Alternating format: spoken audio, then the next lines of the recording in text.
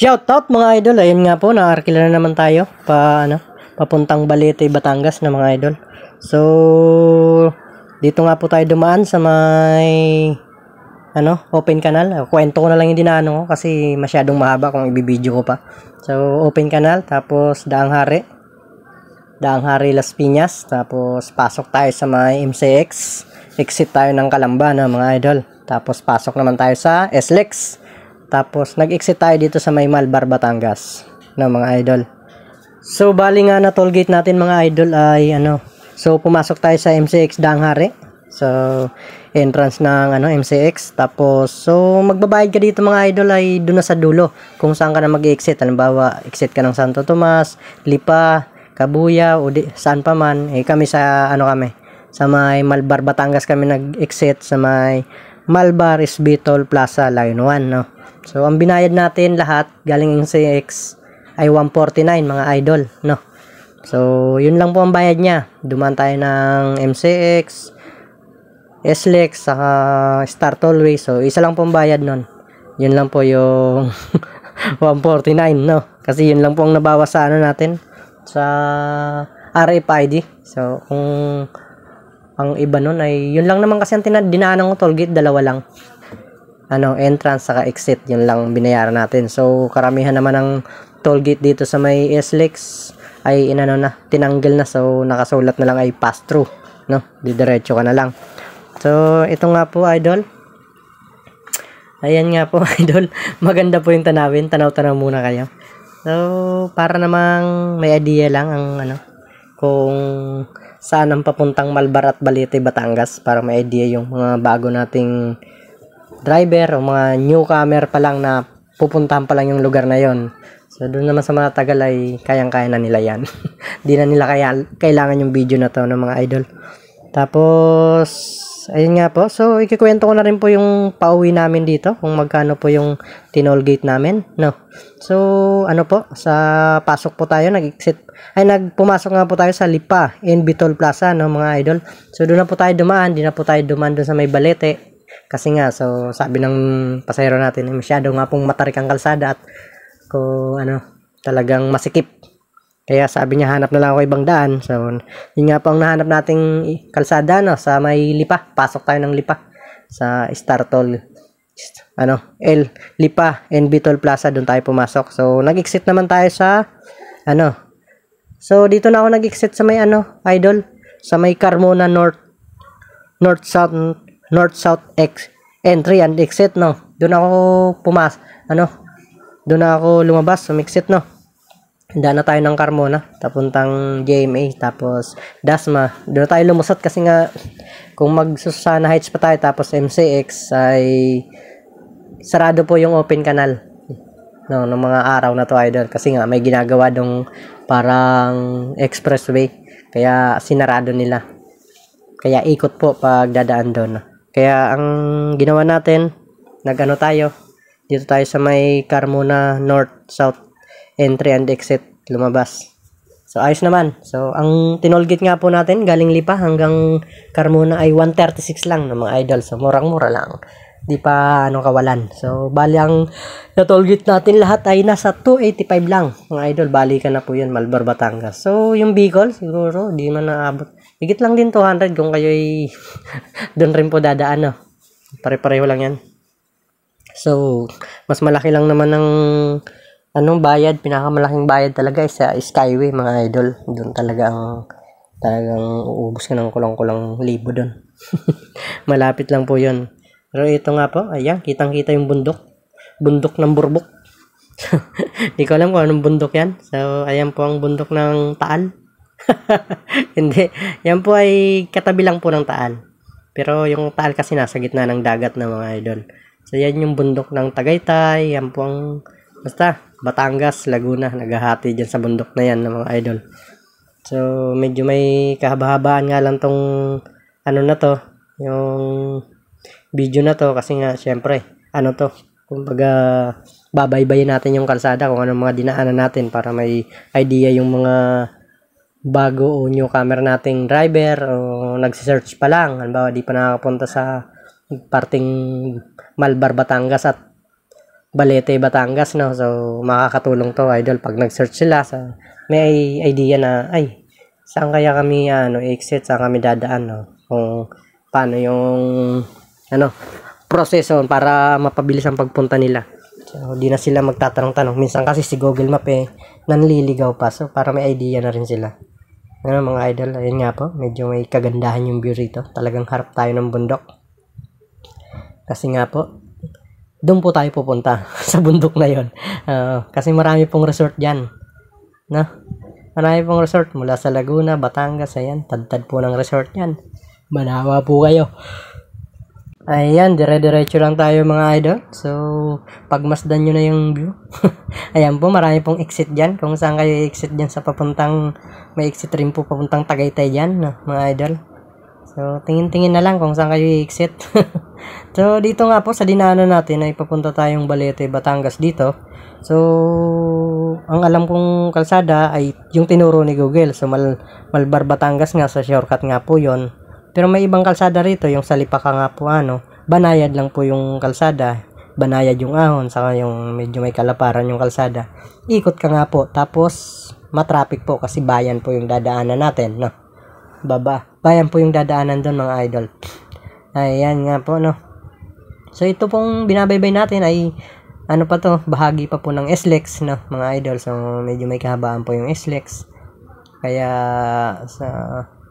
lang muna tayo. Chill lang muna tayo sa pagdadrive. So, ang takbo lang natin dito ay 60 to 80 na, no? Mga idol, kasi medyo traffic dito. Nagbabumper to bumper din minsan. Kaya, di po tayo pwede magpabilis. May tamang takbo lang dyan. May speed limit. So, bawal po tayo doon.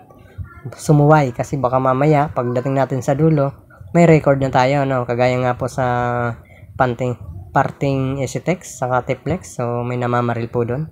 Kung kayo ay mapagawi doon. So, dahan-dahan. Kahit sobrang bilis ng sasakyan nyo.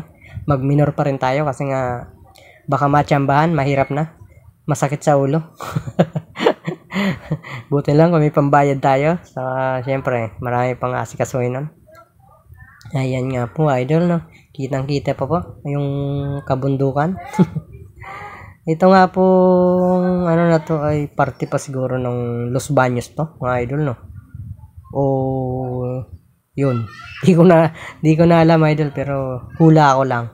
Yung parteng kaliwa na yan. Kasi bundok rin po dun sa Los Baños, no? Dati kasi na-arkila na tayo, masyadong tarik din mga kalsada dun, mga idol.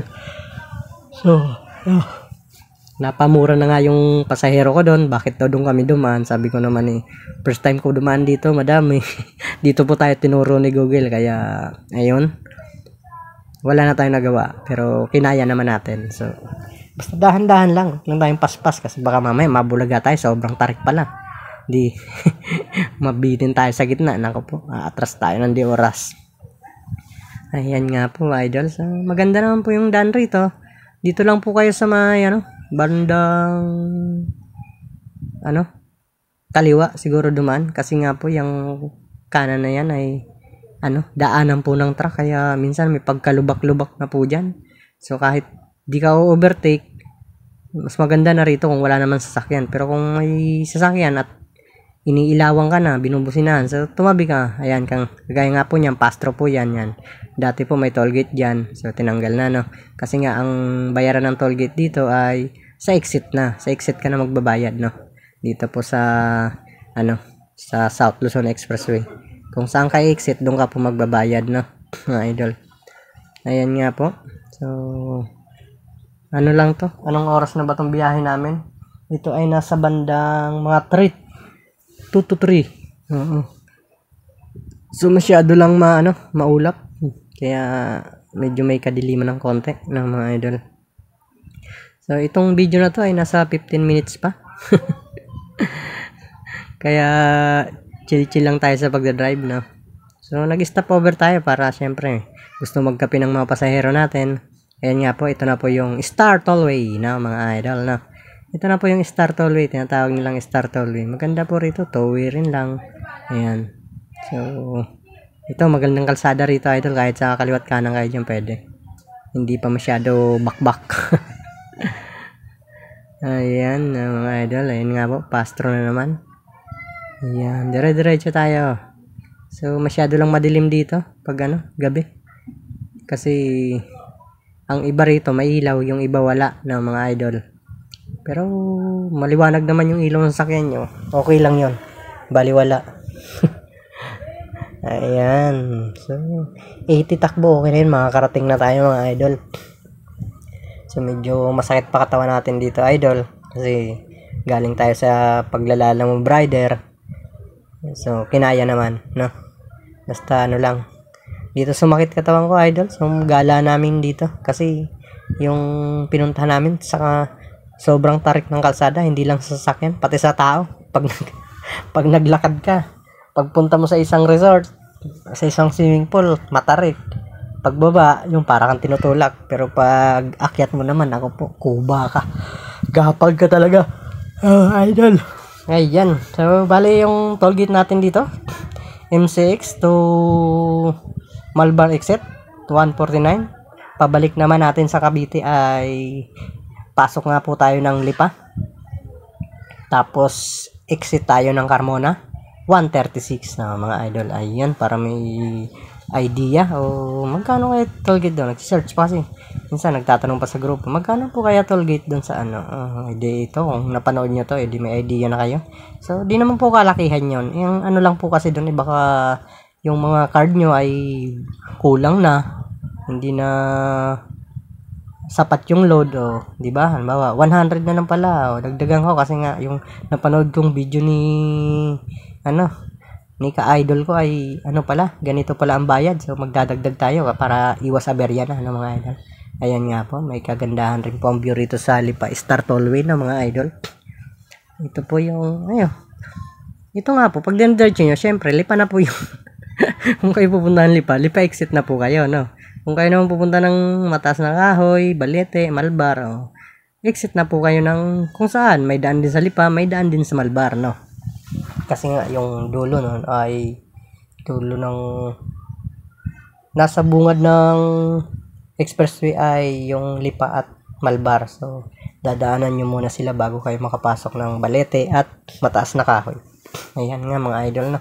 Pero siguro may ibang kalsada rito. Yung mga hindi expressway. Oo, kasi di pa ako nakakadaan doon. Sa bagay, nakadaan na ako rito dati. Nung pumunta kami ng Bicol. Nung pandemic, tapos San Juan na ang labas namin. Sa may Sariaya na ata yun. Di ko masyado na, kasi di ko man masyado pinansin. Basta sinunod ko lang si Google. Doon kami pinadaan kasi nga, yun yung dating madaling kalsada eh. Kaso, nung mga nakaraang buwan, ginagawa ata yung tulay doon. Kaya, di mo na pinapadaanan mga idol. Ayan. So, medyo malapit na tayo. Matatapos na tong video na to. Konting tiis na lang. So, mag-i-exit na nga po tayo dito sa Malbar, Batangas. Para po pumasok sa puntang Balete, Batangas. Mga idol. Ayan.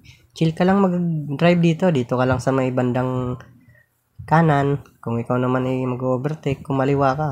No, di ba? Kung gusto mo ma-overtake o baka may emergency. Pero kung hindi naman, dito na. Ayan na.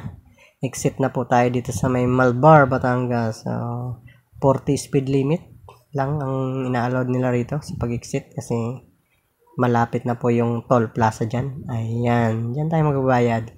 So, di natin ma-check yung kung magkano.